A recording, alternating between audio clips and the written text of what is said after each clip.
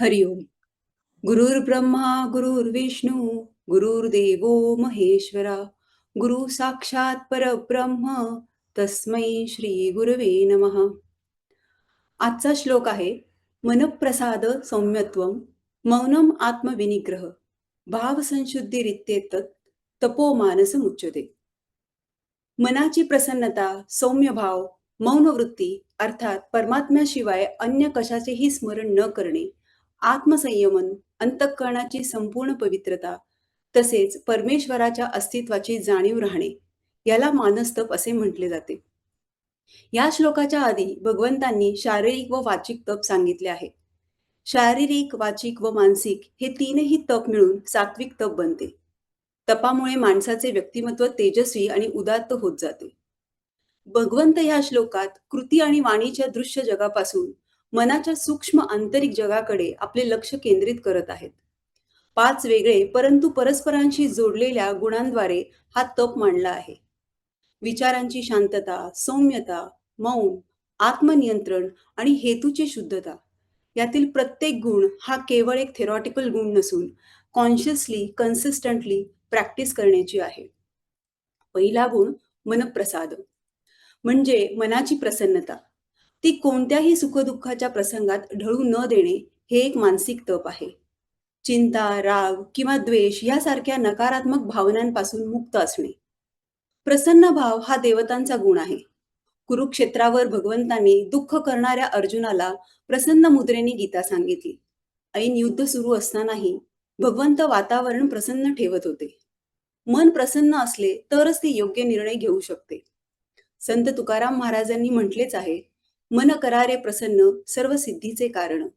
आणि मनाची प्रसन्नता हेच खरे मनप्रसाद. या श्लोकाचा अभ्यास करताना असा मनात प्रश्न आला की भगवंतांनी मनप्रसाद हा शब्द का वापरला असेल, मनप्रसन्न का नाही? तर मनप्रसाद हे नाऊन आहे, जे मनाच्या अवस्थेचे नाव. मन प्रसन्न हे मनाचे विशेषण म्हणजे ॲडजेक्टिव्ह आहे, मनाची अवस्था दर्शवणारे. थोडक्यात प्रसाद हे काय मिळाले, जसे की आनंद, शांतता, समाधान हे दर्शवते.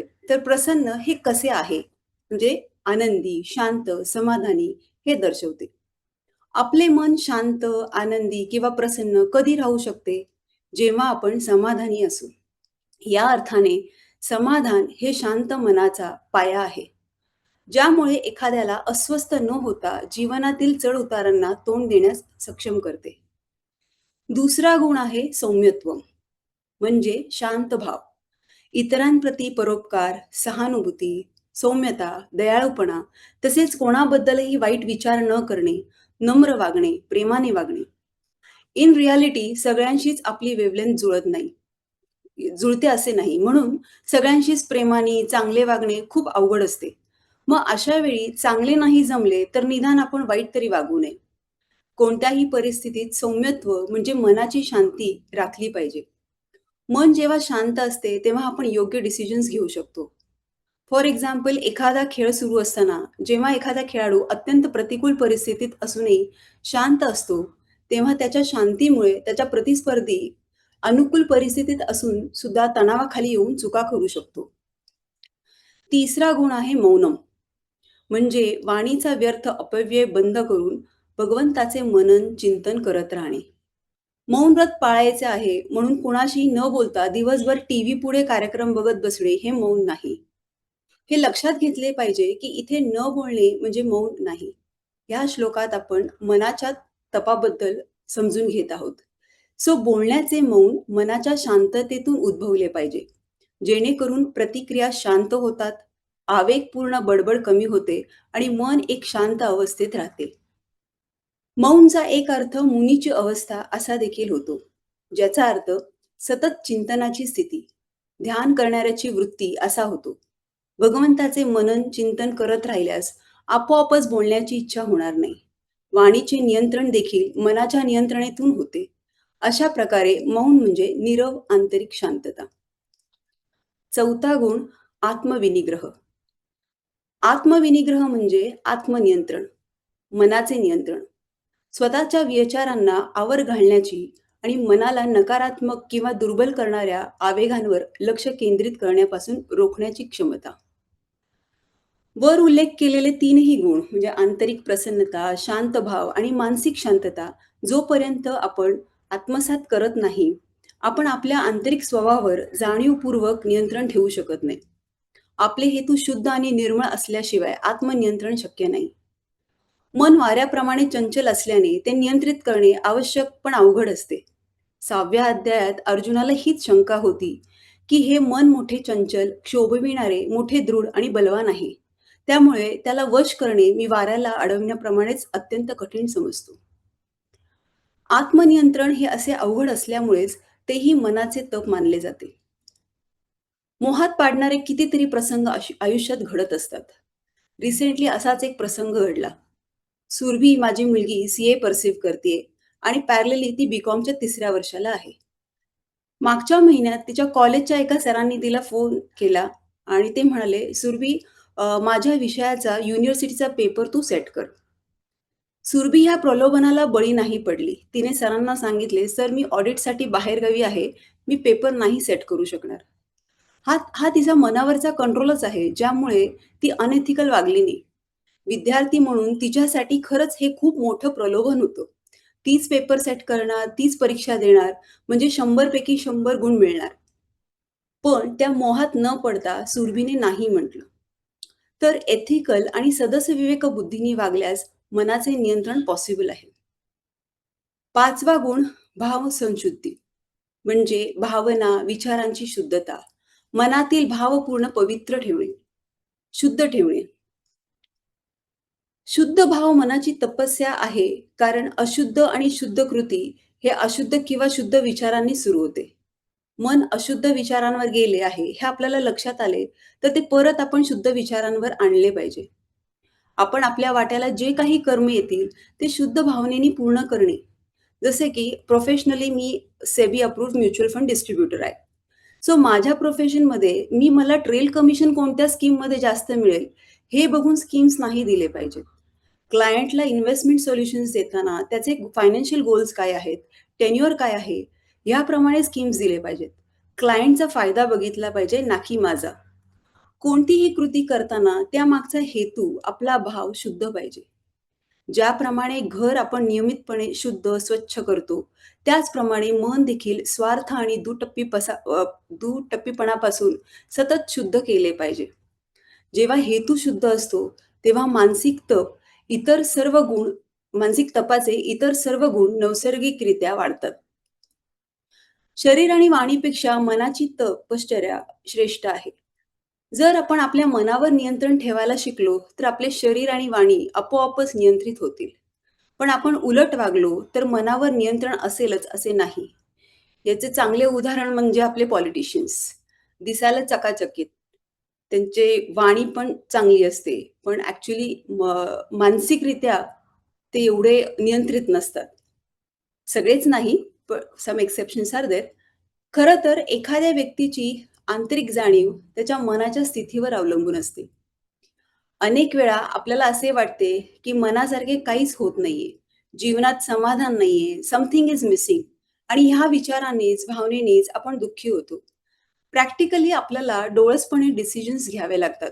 तरच मानसिक शांतता, प्रसन्नता आपल्याला मिळू शकते. उदाहरणार्थ, माझ्या नातेवाईकाचे घर मोठे आहे आणि माझ्याकडे मोठे घर नाही. माझ्या बहिणीकडे हा दागिना आहे, पण माझ्याकडे हा नाही. असा विचार करण्याऐवजी जर मी असा विचार केला, की माझे जीवनातील ध्येय काहीतरी मोठे आहे आणि ते केवळ मोठे घर किंवा दागिना मिळवणे असे नाही. याची जर क्लॅरिटी असेल, तर आपण समाधानी राहू. जेवढा आपण इंद्रिय सुखाचा विचार करतो, तितकेच मन असंतुष्ट होते. मनाची वकवक ही एका प्रज्वलित यज्ञकुंडाप्रमाणे आहे. त्यात जितके आपण इंद्रिय सुखाचे समिधा वाहू, तितकेच ते प्रज्वलित होणार आहे, रादर भडकणार आहे. सर्वसाधारणपणे आपले मन आपल्याकडे नसलेल्या गोष्टींवर लक्ष केंद्रित करते आणि त्यासाठी हळहळत असते. बहुतेक उपभोगाची उत्पादने खरोखरच गरजेच्या नसतात. त्या चैनीच्या वस्तू असतात. आपल्याला नीड्स आणि वॉन्ट्स मधला फरक कळला पाहिजे. रादर फरक करता आला पाहिजे. आणि खरं तर FOMO, fear of missing out किंवा पिअर प्रेशरमुळे आपण असमाधानी राहतो आणि ॲज अ रिझल्ट डिप्रेशन, दुःख, अप्रसन्नता पदरी पडते. प्रसन्न राहण्यासाठी आपल्याला कॉन्शियसली आपल्या जीवनाचे अल्टिमेट गोल काय आहे ह्याचा विचार मनात ठेवणे. हे मटेरियलिस्टिक वर्ल्ड नश्वर आहे याची जाणीव ठेवणे. क्षणभर सुखासाठी इंद्रियांच्या आहारी न जाणे.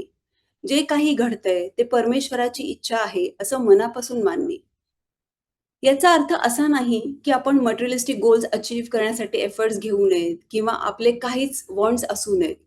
प्रामाणिकपणे आपण एफर्ट्स घ्यावेत.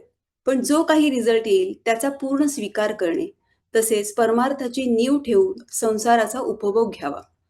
असे कॉन्शियसली वागण्याने आपल्या मनाची स्थिती शांत, प्रसन्न, आनंदी, समाधानी राहील. भगवंतांनी 6व्या अध्यायात सांगितले आहे, तुमच्या मनाच्या सामर्थ्याने स्वतःला उन्नत करा आणि स्वतःला हीन समजू नका, कारण तुमचे मन तुमचे मित्र आणि शत्रू देखील असू शकते. मला असे वाटते, मन हे एका शेतजमिनीसारखे आहे, जे एकतर चांगले विकसित केले जाऊ शकते किंवा त्याचे वाळवंट होऊ शकते. शेतकरी जसा त्याच्या शेतात नांगरणी करतो आणि त्यात फळे, फुले, भाजीपाला पिकवतो, यासोबत पीक तणमुक्त म्हणजे वीड्स नाही राहणार याची तो काळजी घेतो. त्याचप्रमाणे आपल्याला आपल्या मनाची मशागत केली पाहिजे. मनातील नकारात्मक विचार काढून त्यात चांगले विचार रुजवले पाहिजेत. जर आपण आपल्या मनात राग, द्वेष, वाईट विचारांना स्थान दिले, तर त्याचे आपल्या व्यक्तिमत्त्वावर विपरीत परिणाम होणार आहेत. जोपर्यंत आपण आपल्या मनावर ताबा ठेवायला शिकत नाही आणि त्याला काम, क्रोध, राग, द्वेष यापासून दूर ठेवत नाही, तोपर्यंत आपण कोणतेही चांगले विधायक कार्य करू शकणार नाही. हे तेच तण आहेत, जे आपल्या अंतःकरणात दैवी कृपेचा मार्ग रोखतात. आपल्याला जरी वाटत असेल, की विचार अदृश्य आहेत आणि ते मनाच्या आत राहतात, लोकांना कुठे आपले विचार कळणार आहेत किंवा समजणार आहेत. बट ॲक्चुअली विचार केवळ अंतर्गत चरित्रच नव्हे, तर आपले बाह्य चरित्र देखील तयार करतात. म्हणून एखाद्याकडे पाहून आपण म्हणतो, तो एक अतिशय साधा आणि विश्वासू व्यक्ती आहे. दुसऱ्या व्यक्तीबद्दल आपण म्हणतो, की तो चांगला नाहीये, त्याच्यापासून दूर राहा. तर आपल्या अंतर्मनातील विचारांनीच इतरांना आपला ऑरा पॉझिटिव्ह किंवा निगेटिव्ह वाटतो. म्हणूनच आपण आपल्या विचारांकडे लक्ष दिले पाहिजे. कारण विचारच शब्द बनतात, शब्दच कृती, कृती सवयी बनतात. या सवयी आपले चारित्र्य घडवतात आणि आपले चारित्र्य नशीब घडवते. मनाचे प्रसन्नता, मानसिक शांती हे पॉझिटिव्ह विचारांनीच मिळू शकते. मन हे माध्यम आहे, ज्याद्वारे आपण फीलिंग्स, इमोशन्स अनुभवतो. परमात्म्याशी जोडले जातो. आपल्या मनाची काळजी घेणे, ते शुद्ध आणि संतुलित ठेवणे, हे एक चांगले जीवन जगण्यासाठी आणि मोक्ष प्राप्तीसाठी आवश्यक आहे. मनाला संतुलित ठेवण्यासाठी आपण काही नियम पाळले पाहिजेत.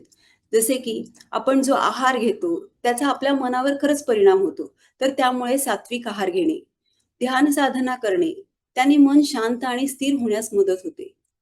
नैतिकता कधीही न सोडणे, आध्यात्मिक अभ्यास करणे, संतांचे चरित्र, भगवद्गीता सारख्या शास्त्रांचे वाचन केल्याने मानसिक स्पष्टता आणि दिशा मिळते. तसंच सत्संगात रमणे. मनाचे तप करण्यासाठी आपल्याला कुठे जंगलात जायची गरज नाहीये. तर दररोजच्या व्यवहारात आपण कसं वागतोय, कसं व्यक्त होतोय, याचं आत्मचिंतन करून जरासे स्वला म्हणजेच मनाला ओळखण्याचा प्रयत्न करायचा. Life unexamined is not worth living असं सॉक्रेटिसचे एक वचन आहे. त्यामुळे आपण आपल्या आयुष्याची चिकित्सा केली पाहिजे. जसे की कोणत्या कोणत्या सिच्युएशन्समध्ये आपले मन प्रसन्न राहू शकते, आपले मन कधी अप्रसन्न होते, खरंच आपण सर्वांशी भेदभाव न करता सौम्य वागू शकतो का? मनाचे मौन मला जमते का? पास्ट किंवा फ्युचरचा विचार न करता माझे मन प्रेझेंटमध्ये राहते का? मटेरियलिस्टिक लाईफच्या प्रलोभनांपासून माझे मन नियंत्रित आहे का? कोणतेही कर्म करताना माझा भाव शुद्ध आहे का? तर हे पॅरामीटर्स आपण आपल्यासाठी तपासून पाहिले पाहिजेत आणि ते पण रेग्युलर बेसिसवर. जिथे आपण कमी पडत असू, तिथे कॉन्शियसली आपण ते सुधारण्याचा 100% प्रयत्न केला पाहिजे. आपली क्षमता, आपल्यातले प्लस पॉइंट्स, मायनस पॉइंट जाणून घेतले आणि त्या सकारात्मक विचारांची झालर जोडली, की मनाला आपोआप प्रसन्नता लाभेल. मानसिक तपाचे स्वरूप आंतरिक आहे. आतील परिवर्तनाशिवाय बाह्य अनुरूपता किंवा शिस्त अपूर्ण आहे. या 5 गुणांमध्ये आणलेली सजगता आणि हेतुपूर्णता केवळ शांत मनच निर्माण करत नाही, तर एक पवित्र, खरी आध्यात्मिक वाढ, जागरूकता आणि प्रेमळ भक्ती करण्यास सक्षम होते. आपल्या स्वामींच्या कृपा आशीर्वादाने आपले सर्वांचे मानसिक तप घडो, ही स्वामींचरणी प्रार्थना करून हा स्वाध्याय मी स्वामींना अर्पण करते. हरिओम.